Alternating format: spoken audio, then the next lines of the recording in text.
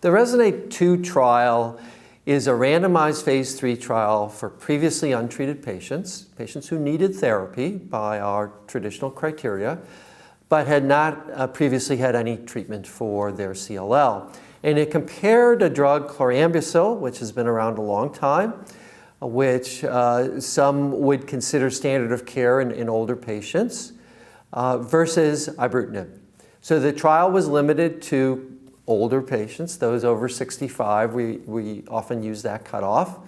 And again, remember, that is the average CLL patient, somebody in their 70s, so I think it's very realistic to look at that population.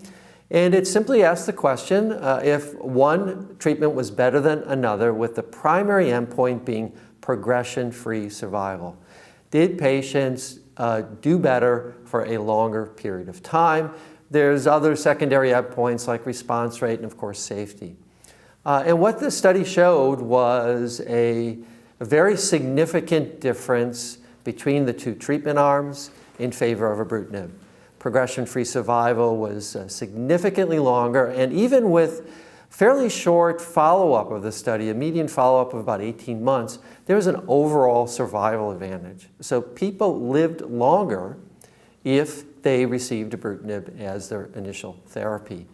From a safety perspective, really no difference across the board, certainly no increased safety concerns with the use of Ibrutinib. Chlorambucil is a bit more myelosuppressive, so you see more effects on the blood counts, and in contrast, with Ibrutinib, you see usually very prompt and very sustained improvements in cytopenias, which often are problematic and often are the reason to start therapy in patients with CLL. So from the perspective of, are we bringing a better therapy, better in terms of responses, better in terms of tolerability, better in terms of something that's easy for our patients to use, it really kind of met all of those criteria. So in addition, in the study, of course, we had patients between age 65 and 70, and then we had those 70 and older.